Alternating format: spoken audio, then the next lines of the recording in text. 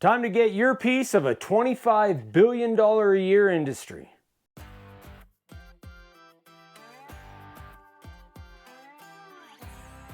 So I just looked it up, and in 2024, the camping industry is set to make around $25 billion. That is huge, and it's a great niche and a great market to try to make some signs for. People love having signs for their campers, their trailers, their RVs, or even just their camping site. Camping is an awesome niche, and if you're not aiming to make some money off of it, you're missing out. So today we're using the stencil and the template of the month for August of 2024, along with the beer mug. Now, if you don't know, we offer memberships where you get free stencils and templates. There's a ton of info on there. I'll leave a card right here, and I'll also put a link in the description below so you can go check that out. We don't have sponsors, so our business is funded by selling supplies for you guys to make signs or tables or any sort of woodworking you want to do. So go check out makeawoodsign.com. We've got router bits, base plates, all kinds of stuff. So go check it out and see what you need. All right, let's get started and make some sawdust. The first thing I did is set up some bench cookies, and I did that because there's a little bit of a bow in the stencil, so I'm going to use little spring clamps to hold it down flat when I spray it. Now I'm using a piece of 6-inch by 30-inch blue pine, and we got this at Home Depot or Lowe's, I can't really remember, but it's just shiplap pine. It carves great, it looks really nice, and it's like 12 bucks for an 8-foot piece. So all together in this sign, I think I have less than $5.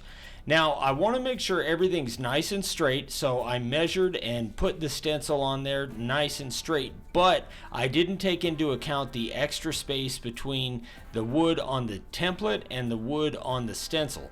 So I made a mistake, and I should have moved that stencil to my left just about 1/2 inch to 1 inch. It's a little bit off center, but it's not that big a deal, especially if you're making a bunch of them and you're selling them as stock signs. Now pine will bleed, so we did put a coat of clear on this before we did the layout, and that helps with the bleeding quite a bit, even if you're using the primer which we use. Remember, if you use anything other than flat or matte finish, it's going to bleed no matter what you do.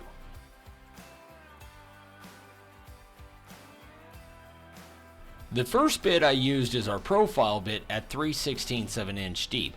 Now, even though this is the right bit to use, this particular one has been sharpened probably 8 or 10 times, so it's quite a bit fatter.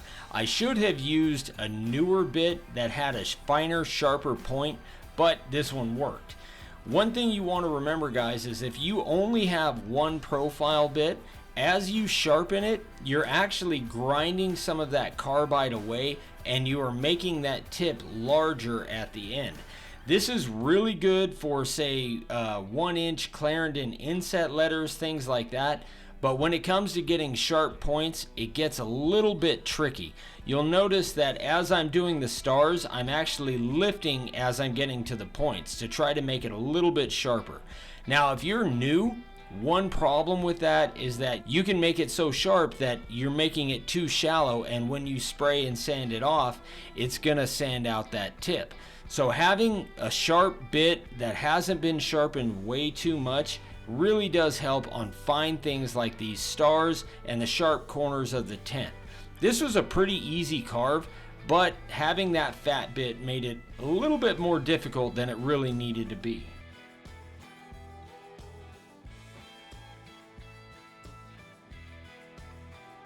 Now sometimes the beer mug can be a little bit tricky for people, especially if you're new, but one thing to remember is all you have to do is not cross the lines. Like these parts right here, you want to make every line separate. So if the little foam line crosses in with the lines in the side of the mug, then it's going to get a little bit confusing. Just keep your lines all separate, carve that wood out, and you'll be good to go. The next bit I'm using is our 60-degree bit at 3/16 of an inch deep. Now this stencil is made from our fatty font, which is really easy to carve, it looks good, and it doesn't have any sharp points. So pretty much the entire thing, I'm keeping that base plate flat on the board. When carving a stencil, one thing to remember is you don't have to follow every line. So like the middle of the A right there, In order to make the stencil, we have to connect the middle of all of the letters. So the A, the P, the O, all that stuff. I'm just going to carve right through the lines that go vertical through the letter, and I'm going to leave the little space in the middle of the P or the A or whatever it is I'm carving. One of the struggles that people have is that they carve too shallow. So we tell people carve as deep as you can. But one thing you got to watch out with the 60-degree bit is if you sink that bit too deep into the board, you will actually put the cutting edge below the surface of the board. And that's going to lead to burning and burring and a lot of stuff. So I kept this at 3/16 of an inch deep, and then when the lines were too wide, like in the top line where it says camping and beer, I just took out the extra. So I followed one side of the letter, and then I came back and I took out the rest. Now normally we use the 90-degree bit to go back and take out all of the extra, like the middle of the N, or to do a bigger, fatter line around some of the templates. But because these are all pretty small letters, it's a pretty small area that you have to go back and take out, I just use the 60-degree bit. So I took out the middle of the moon and the tent and all of that stuff. But when I'm using the 60-degree bit, I follow the shape of the outline. I don't just go in there and kind of make random patterns. For some reason, I think it just looks a little bit better, but you can do it however you want. The only reason I didn't switch to a 90-degree bit is because there wasn't much to take out, and I just figured I got the 60 in, I might as well just get all this stuff out of there. It's funny how little it takes to make a big difference in your sign that you're carving.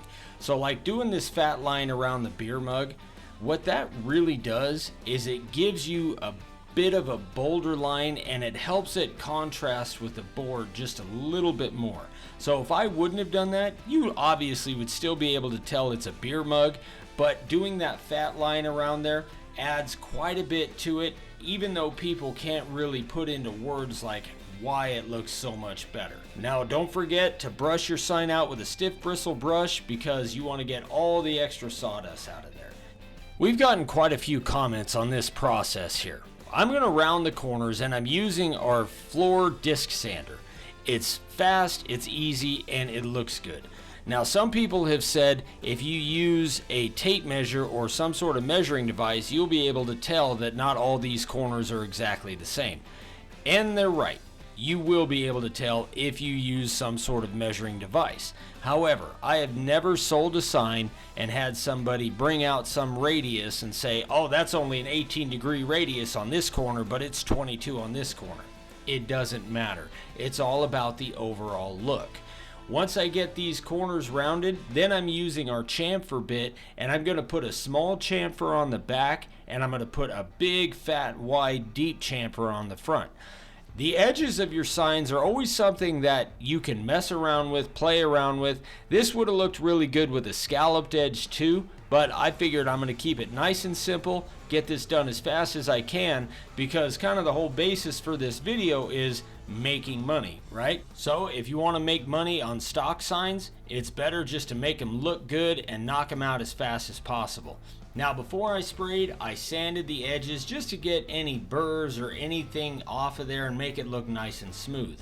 One thing you want to make sure is if you have knots in your board or little cracks or something, try to tape those up before you spray it, because even after you sand it off, it's going to be really hard to get those out of there. So I just took little pieces of blue tape and I taped up a couple of knots on the front of the sign to keep any of the primer out of there. Once that was all done and this primer dried, I used an 80 grit disc on the disc sander and 120 grit on the random orbital to sand it all off.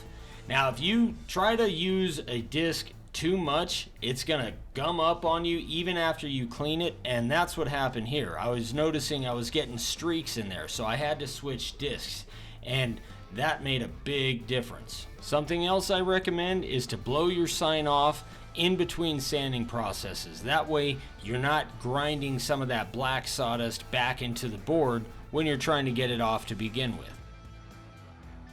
Then we put about 4 coats of our Rust-Oleum clear on there, and this thing looks really nice. But again, My stencil should have moved to the left about a ½ inch to an inch, and I think that would have made it look even better.